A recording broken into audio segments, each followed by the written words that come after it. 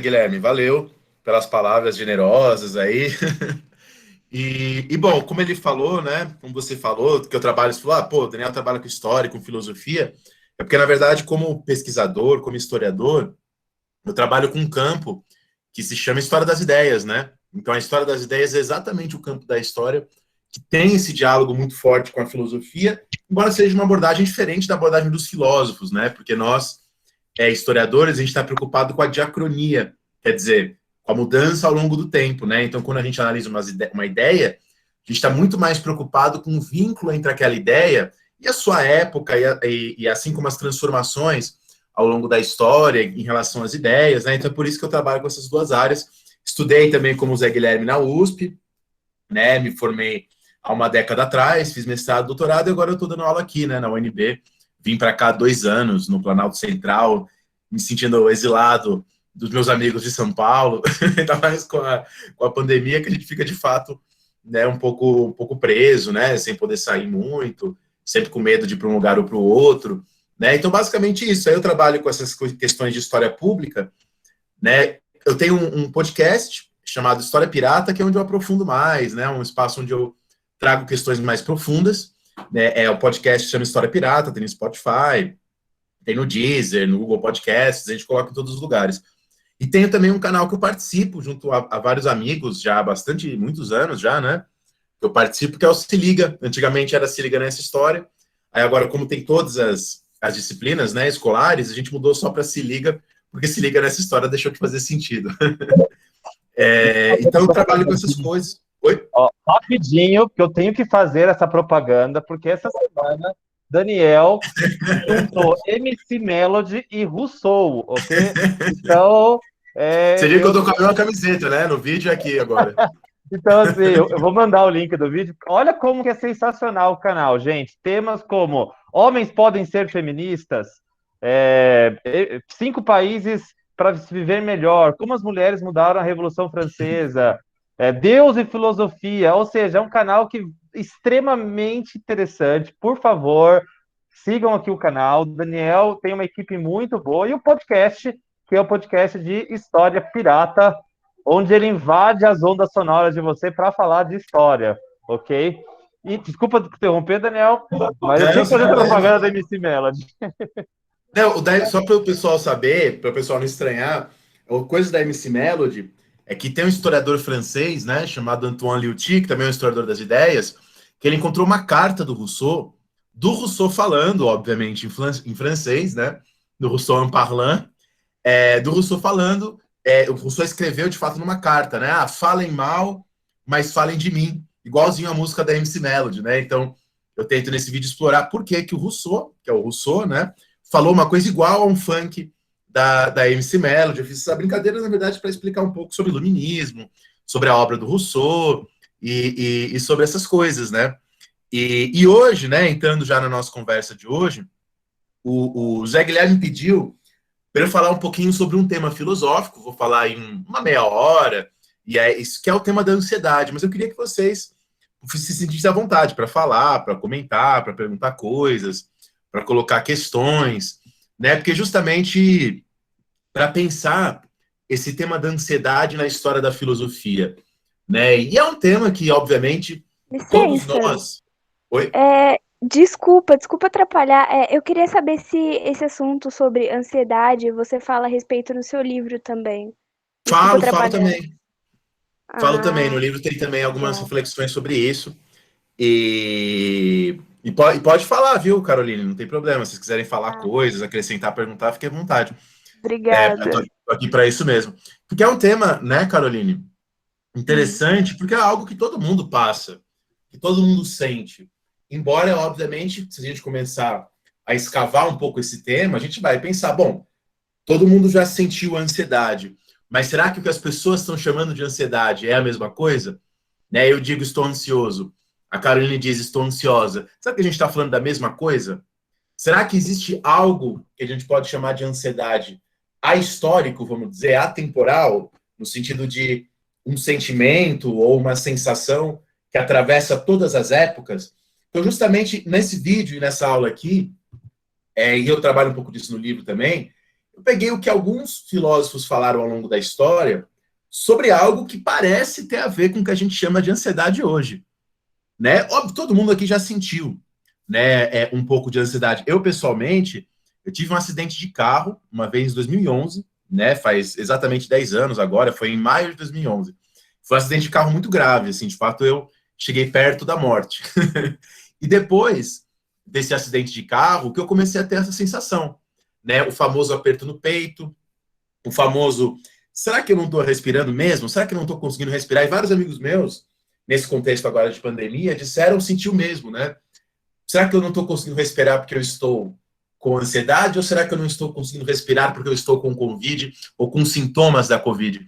Quer dizer, me parece, arriscando um pouco aqui dar uma definição, que a ansiedade tem a ver com uma sensação de alguma coisa que você não sabe explicar. No sentido de, pelo menos comigo era assim, não sei se vocês se identificam. Parece que algo vai acontecer, parece que uma catástrofe vai acontecer, parece que eu talvez caia morto, então parece que há algo prestes a acontecer, na iminência de acontecer, mas eu não sei o que é. Então há um sentimento, há uma sensação, mas eu não sei direito o objeto dessa sensação. Por isso que a ansiedade seria diferente do medo, né? Quando eu tenho medo de alguma coisa. Então eu tenho medo de ser assaltado, eu tenho medo de uma pessoa aqui que faz alguma coisa. O medo parece sempre medo de algo.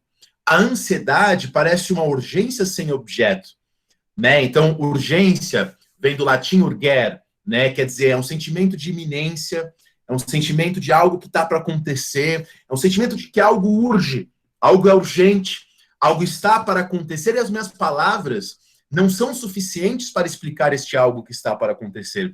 Parece que há uma dissociação, né? O contrário de associação é dissociação. Parece que há uma dissociação entre o que as minhas palavras dão conta e o que eu estou sentindo, né? Então, a ansiedade parece exprimir a existência de um corpo. A ansiedade parece exprimir a existência de um sujeito. É um sujeito que sofre. É um corpo que grita, mas um corpo que não tem palavras, né? Então, repetindo, enquanto no medo, parece que eu tenho medo de algo, parece que eu tenho medo de alguma coisa, parece que eu tenho medo de alguém, no medo parece que há um sujeito e um objeto, né? Pensando nessas aulas de português, a angústia parece sensações sem objeto, parece um sujeito que não tem predicado, né? Parece um sujeito sem objeto, sem causa, né? Então, assim, pensando essa sensação, essa descrição, que é uma descrição comum, tá? Isso que eu falei agora, como eu falei para vocês, é algo que eu senti muito forte em 2011, né? É algo que muitos amigos meus sentem agora, é algo, são coisas, são palavras, essas que eu estou exprimindo nesse momento, que frequentemente as pessoas se identificam. Palavras que as pessoas frequentemente escutam e falam, poxa, é um pouco isso. Tá? E aí, quando a gente vai na história da filosofia, voltando para a Grécia Antiga primeiro, Grécia e Roma, para começar, a gente pode pensar naquela história que os alunos de ensino médio estão cansados de saber, né? Uma vez eu vi um meme que era uma xícara de café, eu trouxe uma xícara aqui para dar. Era uma xícara de café, aí estava aqui, professores do ensino médio, e aí enchendo de mito da caverna os alunos, né? Porque esse é um assunto muito trabalhado no ensino médio. Mas se a gente pensar na República de Platão, tem lá, então, no livro 7 da República do Platão, a famosa alegoria da caverna, ou mito da caverna. Né? A alegoria ou mito da caverna é apenas uma imagem, não é que o Platão acredita em mitos, né? É apenas uma imagem usada para Platão para tentar tornar mais inteligível, mais compreensível a sua ideia. Né? E vocês devem lembrar muito bem, se não lembram, eu estou aqui relembrando, que o Platão faz uma distinção entre o mundo sensível. O que é o mundo sensível? É o mundo das sensações, é o mundo dos sentidos, é o mundo da sensibilidade, e o mundo inteligível. O que é o mundo do inteligível? É o mundo do conhecimento, é o mundo do intelecto, é o mundo das ideias. Ele faz essa distinção. E aí, como vocês sabem muito bem, para Platão, o verdadeiro conhecimento está no mundo das ideias, no mundo da razão, no mundo do intelecto, e não no mundo dos sentidos, e não no mundo das sensações. Né? A gente fala que o Platão começou a fazer uma coisa muito ruim, que é dizer que a mente e o corpo são coisas distintas, né? A gente sabe hoje que a mente e o corpo não são coisas distintas. A gente sabe que você, às vezes, come uma barra de chocolate e fica feliz. Quer dizer, há uma relação muito forte entre mente e corpo, e, na verdade, hoje os médicos vão dizer que que é uma coisa só, a mente e o corpo. Que há uma materialidade dos nossos pensamentos, né? Que os nossos pensamentos são uma reação química, já me falaram que é verde, inclusive a reação química dos nossos pensamentos. Então, mas bom, hoje a gente sabe que há, no mínimo, uma integração forte entre mente e corpo. Na minha percepção, esse é o que eu penso, não há separação. Mente e corpo são uma coisa só. Agora, há aqui, na tradição platônica, uma forte separação, então, entre mente e corpo, entre sensação e intelecto, entre o físico e o mental. Há uma forte separação, uma forte separação. E esse tal desse mito da caverna é justamente uma imagem que o Platão cria, é justamente uma alegoria que o Platão cria para tentar explicar um pouco melhor a sua posição.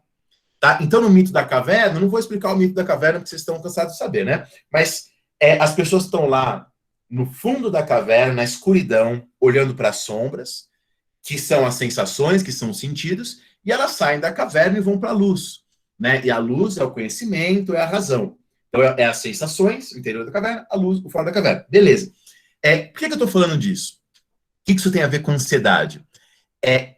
O Platão diz que quando saímos da caverna, quer dizer, quando a gente passa a conhecer as coisas, quando a nossa razão passa a contemplar as coisas verdadeiras, num primeiro momento, diz o Platão, a gente não fica feliz, a gente fica cego, a gente fica ofuscado, a gente fica tonto. Então, no primeiro momento, quando a gente descobre as coisas verdadeiras, a gente fica atormentado, né? O nosso corpo está cheio de tormentas, tontos, perdidos, desnorteados.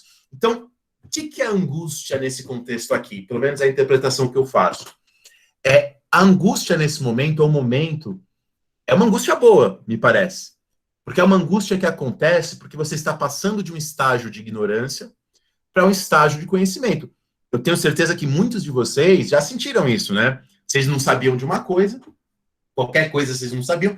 Aí quando vocês ficaram sabendo daquela coisa, quando vocês descobriram uma coisa que vocês não sabiam antes, isso deu uma sensação de desnorteamento, de tontura, uma sensação de que você não consegue mais explicar o mundo, porque o mundo mudou para você. Não é que o mundo em si mudou, mas o mundo tal qual está na sua cabeça mudou.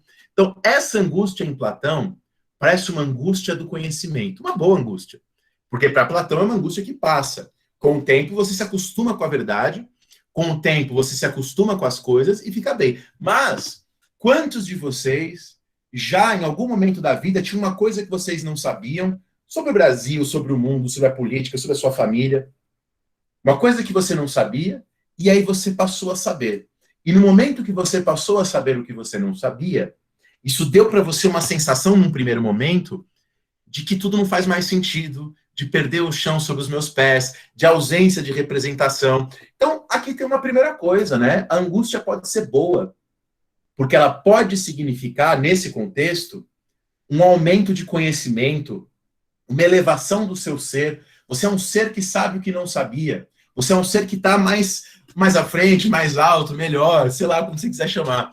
Mas uma angústia boa, porque é uma angústia que existe no momento em que nós passamos a ter mais conhecimento. Então, essa é uma primeira representação da angústia, que eu acho bem legal. Tá? Mas já chega de Platão, né? Todos vocês já estão cansados de Platão. Vamos agora para Roma. Né? Vamos avançar aí historicamente e vamos pensar agora no finalzinho da República Romana. Né? Vocês lembram, na escola, não sei se vocês lembram na escola, que vocês estudaram aí em história, que no final da República Romana, Roma é absolutamente dominada, né, por generais, como Júlio César, por generais como Marco Antônio, e acaba o fim da República Romana e o começo do Império Romano. Bom, no final da República Romana, se destaca um senador crítico de César, crítico dos generais, né, um senador chamado Cícero. Aliás, Cícero em latim significa ervilha, né, o senador ervilha. Então, o senador Cícero era, além de um grande senador romano, um grande filósofo também. E o Cícero, grande filósofo e grande senador romano, ele escreve sobre angústia usando... o Platão escreve em grego, o Cícero já escreve em latim. E o Cícero usa, que é a origem da nossa língua, né, da língua portuguesa. A língua portuguesa é chamada de a última flor do Lácio. Quer dizer, é a última língua que surge derivada do latim, né, o latim do Lácio, a região de Roma, da cidade de Roma. Mas, enfim, o Cícero já usa a palavra angústia. Só que ele fala que existem dois tipos de angústia. A angústia temporis, tá? A angústia relacionada ao tempo, e a angústia animus, quer dizer, uma angústia relacionada à covardia. O que ele quer dizer com isso? E, na verdade, uma coisa interessante para vocês saberem é que essas construções do Cícero são fortemente influenciadas por Platão, né? Quando o Cícero passa a construir a sua própria ideia de angústia, quando o Cícero passa a falar sobre angústia, ele próprio diz, ele próprio remete à filosofia, ao pensamento de Platão. Então, o Cícero fala que existem duas angústias. A primeira angústia é a angústia temporis, que eu tenho certeza que todos vocês sentem, tenho certeza que o Zé Guilherme sente, e eu sinto quase todos os dias da minha existência. O que é angústia temporis? É você perceber aquela frase do Santo Agostinho, que a arte é longa e a vida é curta. Quer dizer, que a gente nunca vai ter tempo de fazer tudo aquilo que a gente gostaria de fazer. Que a gente nunca vai ter tempo de fazer tudo aquilo que a gente quer fazer. E não vai dar. Vocês não vão ter tempo de ler todos os livros que vocês querem. Vocês não vão ter tempo de ter todas as experiências que vocês querem ter. Vocês não vão ter tempo de estar em todos os lugares, de conhecer todas as pessoas. E para o Cícero, isso é uma fonte de angústia. Então, a angústia temporis, ela não é somente a angústia do dia, né? Pô, hoje eu tenho um monte de coisa para fazer, isso me deixa angustiado. Angústia temporis é isso também. Mas é uma coisa mais profunda do que isso.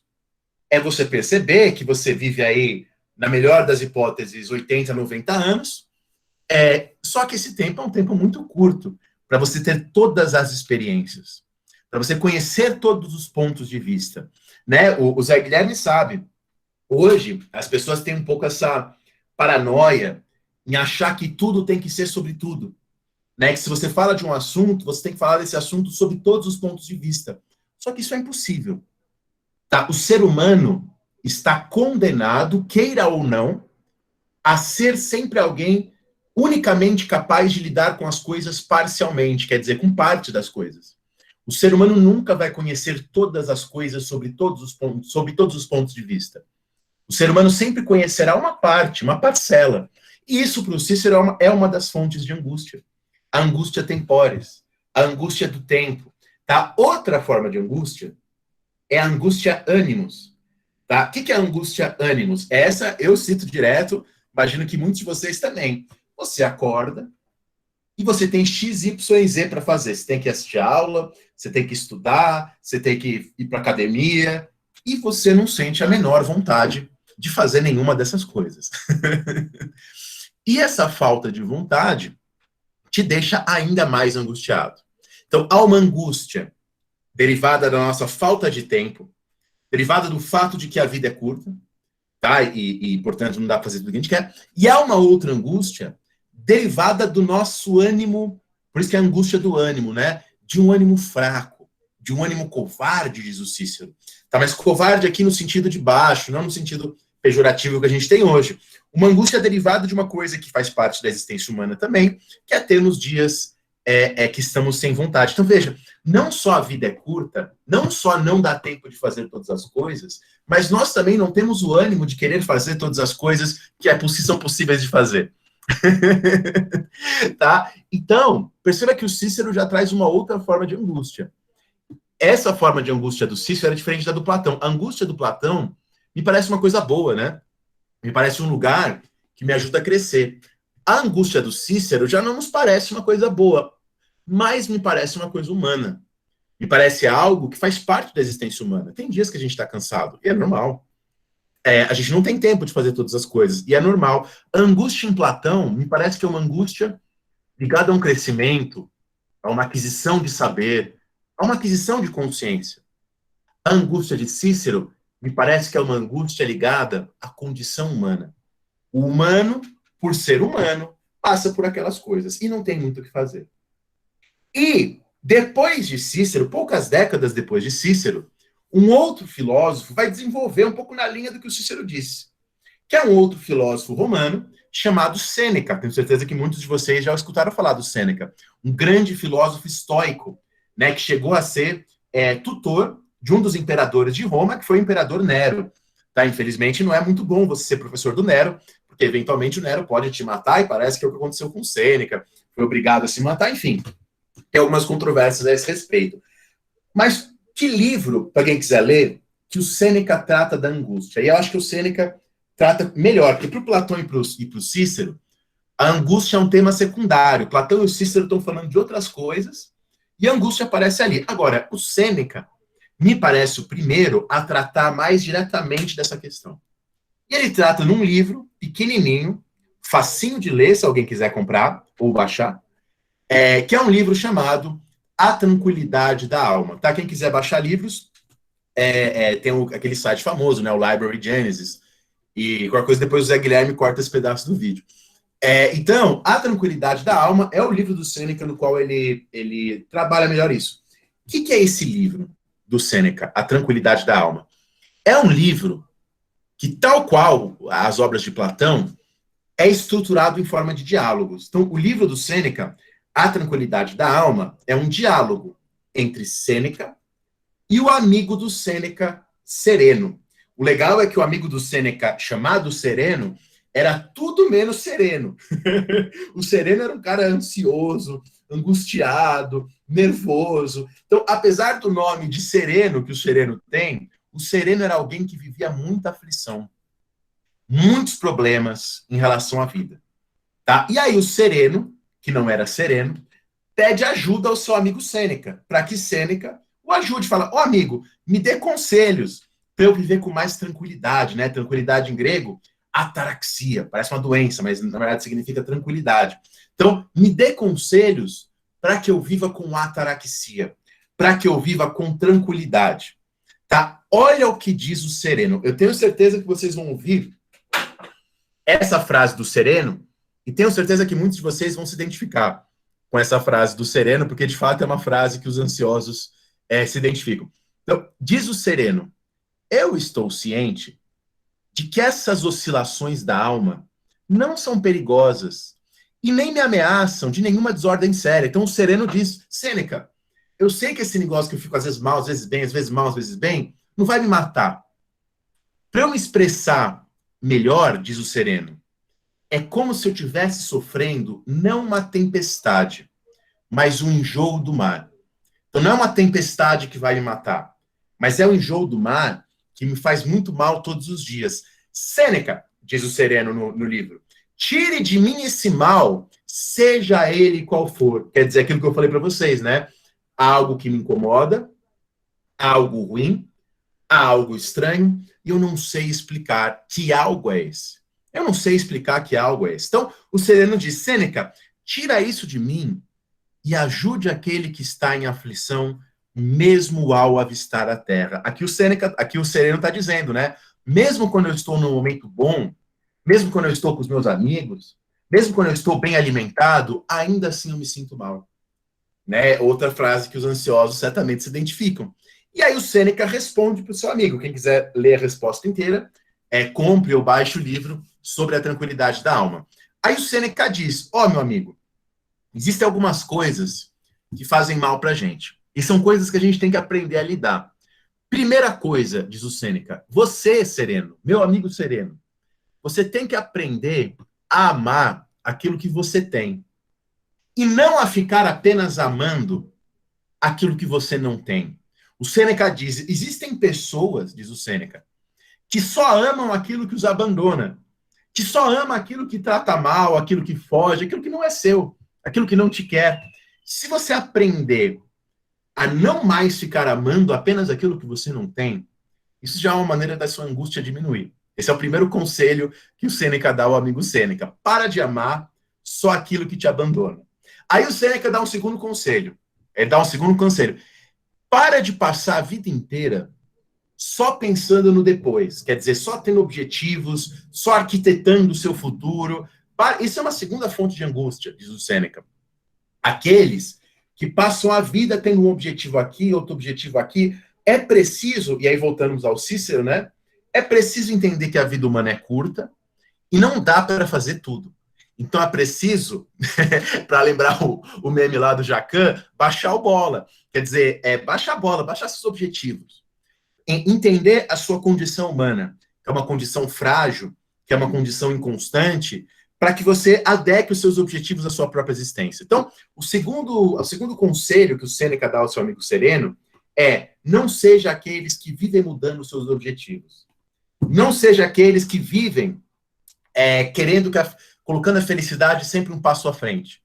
Estes estarão sempre inconstantes, sempre descontentes consigo próprios e nunca tranquilos, já que para essas pessoas nunca haverá um encontro entre o eu e a felicidade. Se a felicidade é algo que sempre virá depois, portanto, eu e a felicidade nunca iremos nos encontrar. Tá? Eu e a felicidade não queremos nos encontrar. E aí o Sêneca dá um terceiro conselho. Ele fala, olha, se por um lado é ruim e traz angústia essa condição humana de ficar sempre colocando a felicidade um passo à frente, e da mesma maneira traz angústia nada fazer. Ser daqueles que só sabem suspirar e bocejar. De alguma maneira, o que o Sêneca está dizendo não é para ele se contentar com tudo. Tá? Como o segundo conselho pode fazer parecer. Se contenta, aceita que dói menos. Não é isso que o Sêneca está dizendo.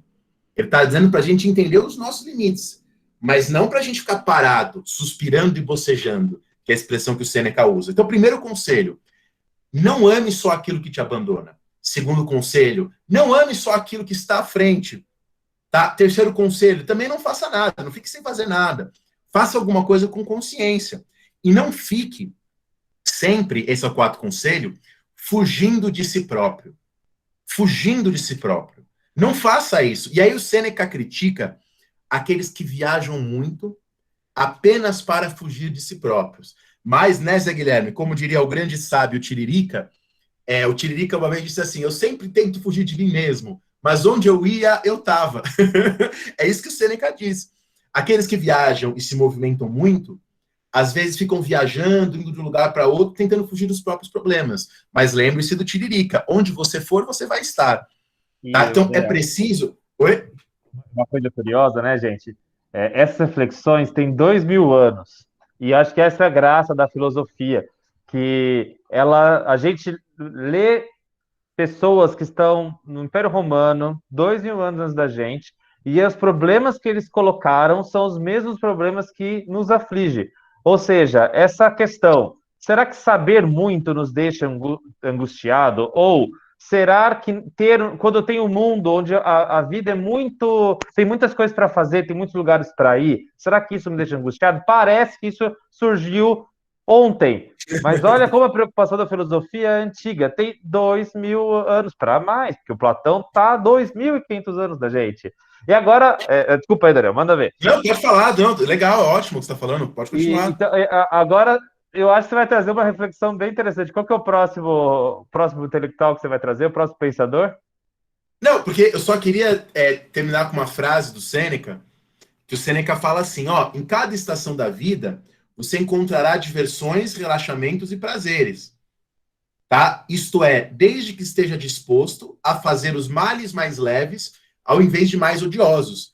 Né? Então, não é que o Sêneca está dizendo, eu não quero que vocês interpretem o Sêneca assim, que a gente tem que aceitar tudo, aceitar as coisas como estão. Não é isso que ele está dizendo. O que ele está dizendo, e eu acho que tem tudo a ver com o que o Zé falou agora, é que existem coisas que nós, como seres humanos, nunca vamos fugir. Né? Tem coisas que fazem parte da condição humana, e são essas que a gente tem que aceitar. A gente não tem que aceitar a tirania, a gente não tem que aceitar a ditadura, a gente não tem que aceitar a gente oprimindo a gente, violentando a gente, fazendo mal. Essas coisas são coisas que a gente pode mudar. O que a gente pode mudar, a gente muda. Mas a sabedoria, diz o Sêneca, consiste justamente em você saber o que você tem que aceitar e o que você tem que, e pode e deve mudar. Tá? Então, há coisas como a angústia, que não importa quanto dinheiro a gente ganhe, quantas viagens a gente faça, elas continuam com a gente. É isso que ele está dizendo. Você pode aí fazer um cruzeiro na Grécia, e se você um dia puder fazer, faça, deve ser legal. Eu nunca fiz, porque eu nunca tive dinheiro para isso. Mas, enfim, você pode achar um cruzeiro na Grécia, você vai sentir angústia. Você vai sentir angústia. E nada contra fazer um cruzeiro na Grécia. Mas é isso que ele está dizendo. O prazer e a satisfação, quando a gente fala de ser humano, nunca são absolutos. Saber viver é também saber aceitar que algumas coisas a gente vai perder, nem que a gente não queira. Tá? Nem que a gente faça tudo. É por isso, e aí eu termino o Sêneca aqui, que saber viver é também saber morrer. Né? Quando ele fala saber morrer, ele quer dizer saber aprender a lidar com a perda de algumas coisas. Aprender a lidar que o eu é separado do mundo. Isso, né, Zé Guilherme, é uma das coisas que algumas pessoas no Brasil do século XXI não conseguem aceitar, né? O que tem a ver com uma infantilidade muito grande. Que existe um eu separado do mundo. Né? Sabe, quando as pessoas falam assim, nenhum parente meu morreu de coronavírus. Logo, o coronavírus não existe. Que nem alguns doidos na internet falam. Quer dizer, o que eu vivo é tudo que existe. O eu é tudo. Entender que você e a sua cabecinha não é tudo que existe, tá bem longe disso, é uma das marcas de que você é uma pessoa madura. A pessoa infantilizada é a pessoa que acha que o que ela conhece é tudo que existe. Se nenhum amigo meu morreu, portanto, ninguém morreu, né?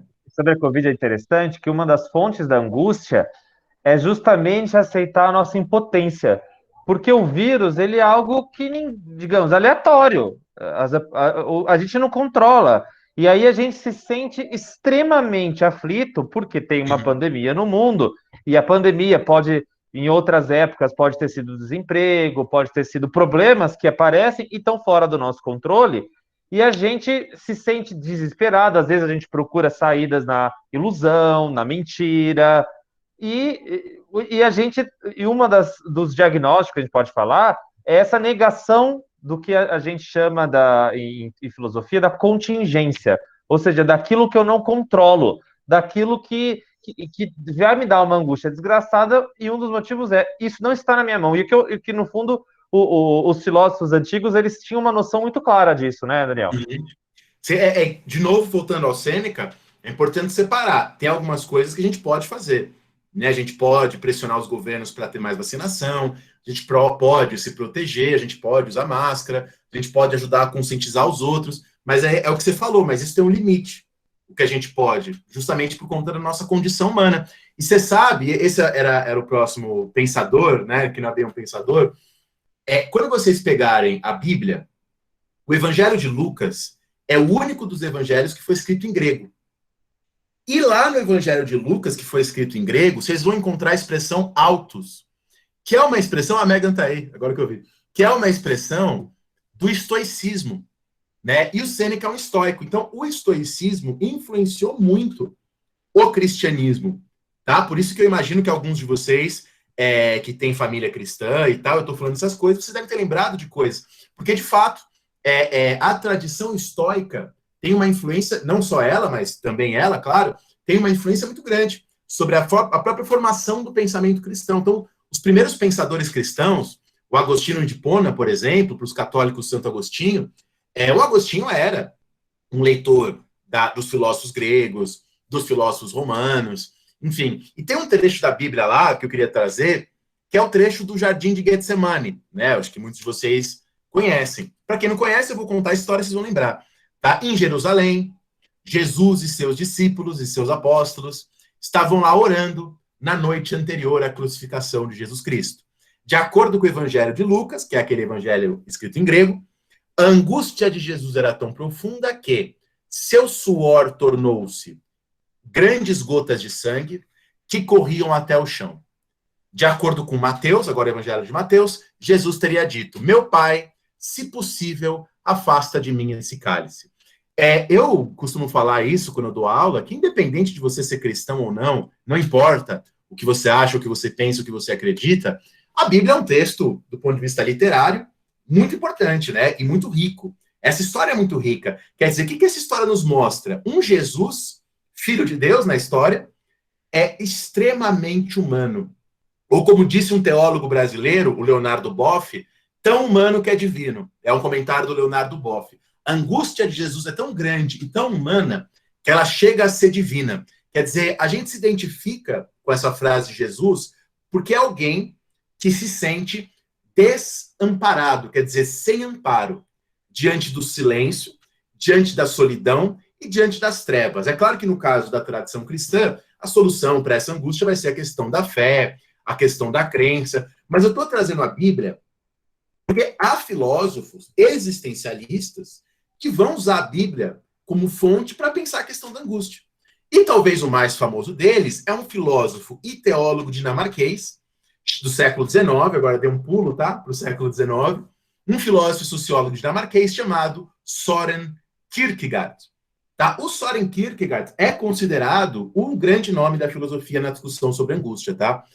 O texto do Kierkegaard, eu não sei se vocês concordam, Megan e Zé Guilherme, eu acho o texto do Kierkegaard difícil, pesado. Eu lembro que a primeira vez... Oi? Pra cacete. Eu lembro que a primeira vez que eu tentei ler, eu dormi muito, assim, mas aí eu fui... É legal a gente falar isso para os alunos, né? Porque a gente é professor, a gente faz... Mas a gente também tem as mesmas questões, né? A gente também acha textos difíceis, a gente também dorme lendo os textos. A diferença é só que a gente insiste, né? Essa é a única diferença. A gente insiste, continua tentando, tenta outra vez, nos termos do Raul Seixas, né? Mas, enfim, o Kierkegaard tem um livro, né, sobre a angústia humana, sobre a questão da angústia, o problema da angústia. O Kierkegaard usa exatamente a história de Cristo para pensar a experiência humana inevitável de se sentir desamparado. Quer dizer, estou aqui triste, estou aqui mal, e não tenho um lugar onde me amparar, onde me segurar. Tá? É claro que o Kierkegaard era um filósofo cristão também. Tá? Então, Kierkegaard achava que essa angústia era muito importante para você se aproximar da fé. Mas, enfim, a angústia, diz o Kierkegaard, então, ela tem uma coisa muito boa. Porque um animal bruto, diz o Kierkegaard, não sente angústia. A angústia só pode ser sentida por espíritos refinados.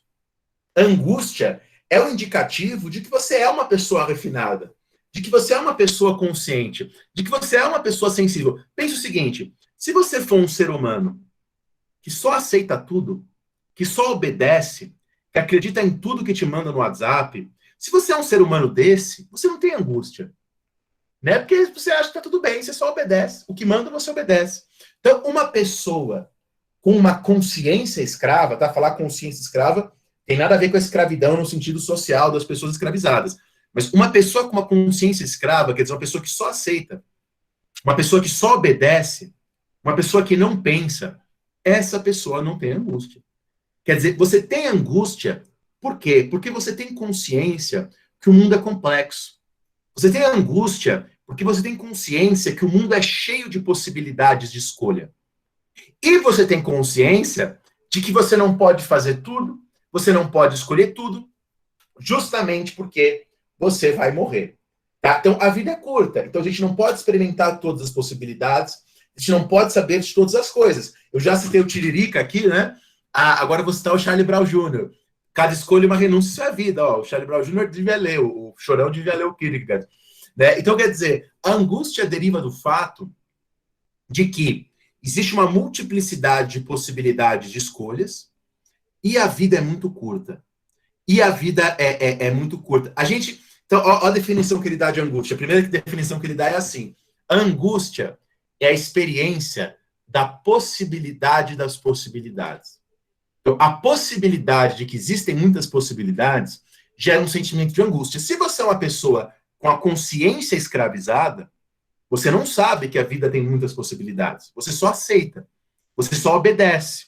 Então, a angústia, em Kierkegaard, ela nasce do fato de que o ser humano é consciente da sua morte. O ser humano é consciente dos seus limites.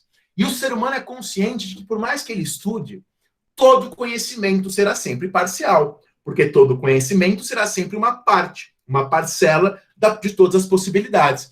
De que só um Deus todo-poderoso consegue ver todas as coisas sob todos os pontos de vista. É por isso, né, Zé Guilherme, a gente que é historiador sabe bem disso. Não existe coisa mais idiota do que a ideia de que existe um conhecimento imparcial. Não existe. Todo conhecimento é sempre uma parcela. porque o ser humano é sempre limitado, tá? Então, a angústia da possibilidade. E aí vem a frase mais famosa do Kierkegaard, né? Kierkegaard fala que a angústia é a vertigem da liberdade, né? Então, quer dizer, a angústia é uma vertigem, é uma tontura que decorre da sua liberdade. Então, a angústia é própria dos homens livres. Então, não é para a gente tentar matar a nossa angústia. Não é para a gente tentar suprimir a nossa angústia. A gente tem que viver a nossa angústia. Quem fala isso também é um filósofo de esquerda, um filósofo marxista, que é o Adorno, né? O Adorno fala, no texto dele sobre Auschwitz, que a gente tem que viver e experienciar toda a angústia que esse mundo merece. Não matá-la, mas experienciá-la, para experienciar o desespero, experienciar o desamparo, para que a gente saia melhor dessa, né? Então, não matar o sentimento, deixar o sentimento vir. Não reprimir o movimento, não reprimir o sentimento, porque quando você reprime, ele piora, né? Não recalcar, né? Para usar a linguagem da psicanálise, não reprimir, né? Recalcar. Mas, enfim, então o Kierkegaard vai trazer uma ideia, que eu acho muito importante, de que a angústia é decorrente da própria liberdade. Ela é decorrente da própria liberdade. Uma coisa engraçada, gente, é assim, vou dar um exemplo bem curioso. Quando a gente tinha a sessão da tarde e o único filme que você assistia era o filme da sessão da tarde, ou porque era mais difícil alugar, tal, você não tinha angústia de ver filme. Você assistia o filme que passava. Agora, muita gente entra no Netflix, tem o Netflix, tem a Amazon Prime e tem um catálogo gigantesco. Ou seja, tem muita liberdade para escolher o filme. E fica desesperado. Pô, eu não consigo ver tudo, eu não consigo ver. Como assim? Tem 500 mil séries legais, tem um monte de coisa. Por onde eu começo? Né? É a coisa que eu sinto. E é a angústia da liberdade. E a angústia de tem tantas opções e eu sei que eu tenho uma vida finita, e a decisão tem que ser minha. E aí a decisão tem que ser minha. Eu tenho que escolher. E aí eu tenho como a Giovana disse, uma crise. E é uma ironia que, assim, essa vertigem, no fundo, essa sensação de tontura, olha que coisa interessante, só tem angústia, só tem ansiedade quem é livre. Se você vive uma vida, e isso é uma coisa até curiosa, totalmente controlada por alguém, você provavelmente não vai ter tanta angústia. Por quê? Porque o caminho já está dado. Você vai ter aquele caminho, aquele trajeto. A partir do momento que você tem muitas escolhas para fazer, e aí, Daniel, como que faz quando você tem muitas escolhas para fazer? E aí, Zé Guilherme, muito legal o que você falou, né? Para a gente entender isso melhor. E justamente aí você tem que pensar.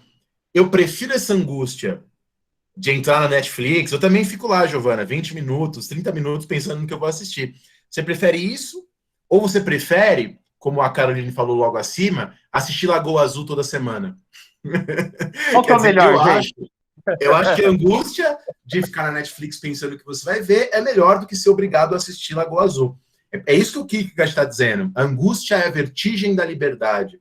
Quer dizer, angústia é uma coisa dos homens livres. E o Kierkegaard, o Zé também, eu também, a Mega também, eu acho, nós achamos que a liberdade é melhor do que a não liberdade. Que a liberdade é melhor do que a ditadura, do que o controle, do que a escravidão. Mas, só para ajudar vocês na próxima vez que vocês assistirem o Netflix, eu assisti ontem, Zé, um documentário no Netflix, tem tudo a ver com o que eu estou falando hoje. É um documentário muito legal, que eu não conhecia. É um documentário brasileiro. Eu deixei o link para vocês, se vocês quiserem ver, sobre o tempo. E é um documentário que traz vários filósofos do mundo inteiro, né? Inclusive alguns filósofos famosos, o André Comte-Sponville. O Sponville, ele aparece, por exemplo, ele dá algumas falas. Então é um documentário muito bom sobre o tempo, tem a ver com história. A discussão sobre o tempo é uma das discussões, né?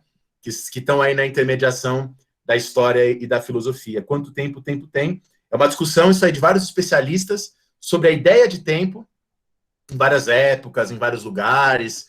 É bem legal mesmo, é bem bacana. Mas, enfim, só para terminar, já estou aqui terminando o que eu queria falar hoje, eu coloquei aqui no finalzinho os filósofos existencialistas, né? Eu acho que vocês devem saber disso, se não sabem, eu explico agora bonitinho. A ideia dos filósofos existencialistas é que o ser humano não tem uma essência. né? É isso que significa aquela frase do Sartre, la existence précède l'essence. A existência precede a essência. Quer dizer, primeiro eu existo e depois vai vir a essência, a natureza humana. Então, a ideia dos existencialistas é que não há uma natureza humana anterior à nossa existência. A gente constrói a nossa natureza. A gente constrói o que a gente é. E claro que construir o que eu sou significa construir o que o mundo é e o que eu quero que o mundo seja. Então, essas escolhas que me constroem não são escolhas individuais. São escolhas que envolvem os outros homens e envolvem a própria humanidade. Citando aqui o Sartre. Tá? Então, a ideia do Sartre, que está lá no livro O Existencialismo é o Humanismo, é justamente a ideia de que não há uma natureza humana, não há uma essência humana, e nós temos que construir o que nós somos. E essa construção não é uma construção individual, é uma construção social, já que nenhum de nós é uma ilha, ou como diria o Carlo Ginzburg, nenhuma ilha é uma ilha. Né? Agora, a questão é, se a vida é construção e o ser humano não tem uma essência, a não ser a essência que ele próprio constrói, não tem um modelo do que a gente tem que fazer. É isso que diz o Sartre. Nós estamos desamparados, voltando ao Kierkegaard, porque não há uma referência clara e absoluta do que a gente tem que fazer. E isso é fonte de angústia. Né? Isso é fonte de angústia. O fato de que não existe uma natureza humana e de que nós não somos aquilo que fizeram de nós, mas o que fazemos foi aquilo que fizeram de nós, como o Zé Guilherme colocou aqui agora no comentário. Né? Agora, diz o Sartre, muitos de nós não conseguimos lidar com a angústia. Né? Muitos de nós não conseguimos lidar com essa angústia de ter que se construir, de ter que se fazer. E aí o que muito de nós fazemos? Então vocês têm que lidar com essa coisa da autoconstrução e vocês gostam muito do professor José Guilherme Zago de Souza. Vocês adoram esse professor. E aí o que vocês fazem? Vocês estão angustiados com essa ideia de você tem que se construir a si próprio, e aí você começa a copiar o professor de você, a ser igual a ele, a se vestir igual a ele, a falar igual a ele. Quer dizer, ele é uma pessoa muito legal, mas eu tenho certeza que todos nós aqui não achamos que a sua existência tem que ser meramente vestir a roupa de outra pessoa. O Sartre chama isso de má-fé. O que é a má-fé para o Sartre? A má-fé para o Sartre é quando você, para fugir da angústia de ter que se autoconstruir, você coloca uma roupa social pronta. Você se torna uma outra pessoa, que não você mesmo. Isso é uma vida de má-fé. O grande exemplo de má-fé para o Sartre é a seriedade. É você ser uma pessoa séria. Tá? As pessoas sérias são pessoas covardes, porque são pessoas que não conseguiram, segundo Sartre, construir a si próprias e adotar uma forma pronta de existir, em vez de encarar o desafio que a angústia da existência coloca diante de nós, que a angústia da existência coloca. Então, a angústia por Sartre, ela tem a ver com o quê? O fato de que, se não existe uma essência, todo ser humano é um projeto aberto. Todo ser humano é essencialmente incompleto. Todo ser humano carece de um sentido a priori, de um sentido dado. Portanto, há uma responsabilidade inerente ao ser de autoconstrução. A má-fé é quando você abre mão dessa possibilidade. É quando você foge a essa responsabilidade. Foge a essa responsabilidade. Tá? E aí isso é uma forma, segundo Sartre, de covardia. Né? De covardia, de você fugir da sua própria angústia. Não encará-la e não construir. Então, para o Sartre, a solução para a angústia é você passar a se autoconstruir, assumir a diretriz e o caminho da sua própria vida. E aí, quando ele fala isso, ele fala no sentido social também. Né? De lutar para um mundo melhor, de se engajar. Eu queria parar por aqui, né? Tem muito mais coisa que teria para dizer, tá?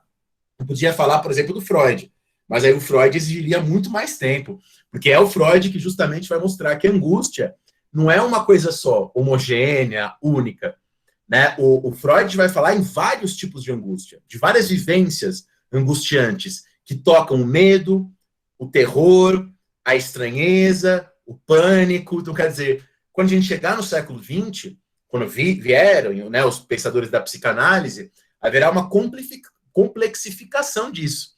Né? A coisa é muito mais complexa. Mas eu vou parar por aqui, porque já são quase 1h30, né? Já deu quase 1 hora aqui de conversa. E porque eu acho que por aqui a gente já colocou algumas questões interessantes, né? acho que tá ótimo. Ô, Daniel, antes de a gente terminar, tem uma pergunta da Maria Fernanda da MAF. Cadê você, MAF? Deixa- Diga aí. Oi, Daniel, Oi. tudo bem? Eu tenho uma pergunta. Você acredita que se os filósofos iluministas fossem estudar a ansiedade agora, como eles estudariam, como eles definiriam, ou se no passado mesmo eles já estudaram? Sim, Maria, é claro que eles não usavam essa palavra, mas já havia essa questão, né? E eu acho que os filósofos que melhor trabalharam a questão da ansiedade dentro do iluminismo, que tocaram em pontos que dizem respeito a essa ideia, são os filósofos iluministas ingleses, né?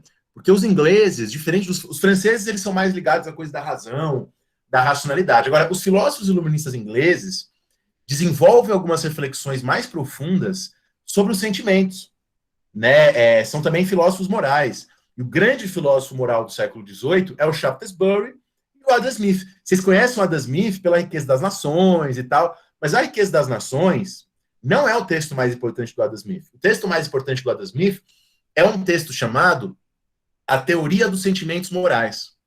E nesse texto, o Adam Smith diz, e ele está usando as ideias do mestre dele, o Shaftesbury, o Adam Smith diz que todo ser humano tem um sentinela interior. Esse é o termo que o Adam Smith diz. Todo ser humano tem dentro de si próprio um senso moral. E o ser humano tem que escutar esse senso moral. Tá? Você pode chamar isso de intuição, você pode chamar isso de bom senso, que era como alguns vão chamar na Escócia depois do Adam Smith, de common sense, que a gente traduz como bom senso ou senso comum. Então, a resposta que eles davam naquela época, para que a gente viva uma vida boa, é que você respeite e escute este sentinela interior, né? Esta pessoa que habita aqui dentro e que te diz, mesmo que você às vezes não perceba, qual que é o melhor caminho a ser tomado. Claro que eu não acho que exista um sentinela interior no sentido do Adam Smith, mas eu acho que a gente pode pensar um pouco nessa ideia de intuição, nessa ideia, porque isso é uma coisa que acontece na nossa vida, né? Muitas vezes a gente sabe que a gente está fazendo uma coisa que vai ser pior para a gente. E aí a gente se nega a escutar esse nosso conhecimento que a gente tem sobre nós. Né? Então, no fundo, a mensagem do Adam Smith é uma mensagem de autoconhecimento, se a gente fosse tentar trazer para hoje, né? Embora haja outras coisas lá também, né? E eu aqui, gente, por encaminhando para o final, é algo que eu gostaria de primeiro agradecer, Daniel, pela Pô, eu que nossa aula agradeço, isso foi legal. sobre a ansiedade e a angústia, mas é uma dica de vida que eu, Daniel, a Mega acreditamos, que é os nossos sentimentos, os nossos problemas, medo, qual profissão escolher, como lidar com o amor. A gente não senta no sofá e fica esperando vir uma iluminação divina para tentar responder todos os nossos problemas. Nós chegamos e falamos assim, pô, será que teve gente no passado, ou até mesmo no presente, que passou pelos mesmos problemas e escreveram sobre isso?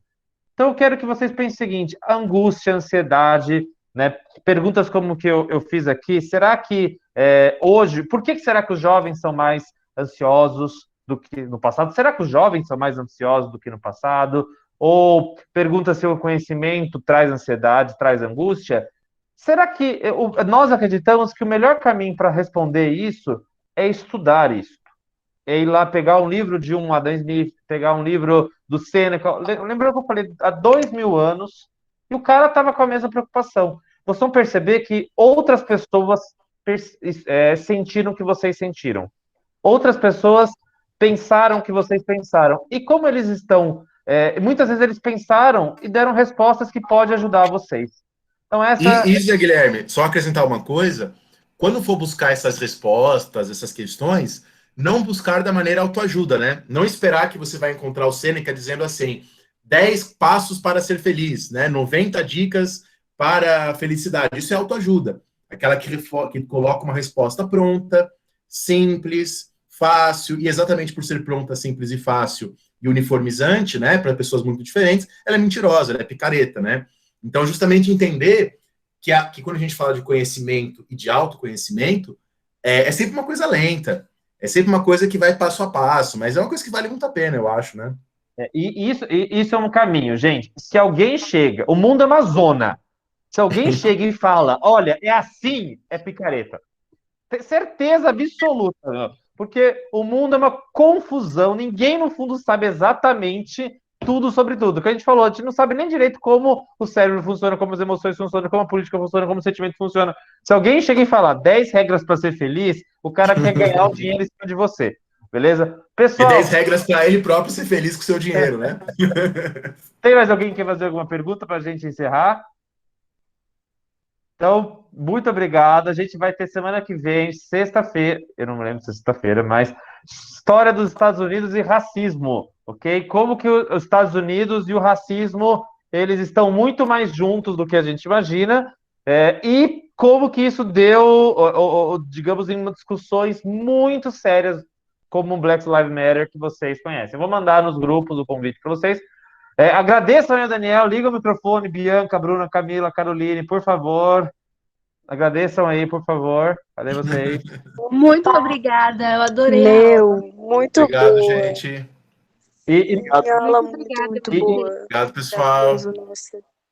Tipo, real. E a Caroline disse aqui, eu sou ignorante. Carolina, para ser o mais clichê possível, né?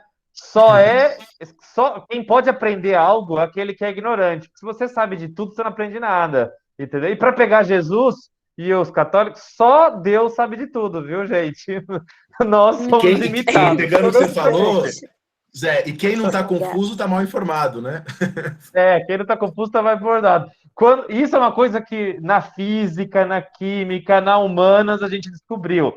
Se você olha as coisas e você entende tudo de primeira, você está se enganando, velho. A confusão faz parte do aprendizado. A dúvida faz parte do conhecimento. Muito obrigado, Dani. Precisando de ajuda. Eu estou acompanhando esse podcast, agora vou ouvir de Revoluções Inglesas.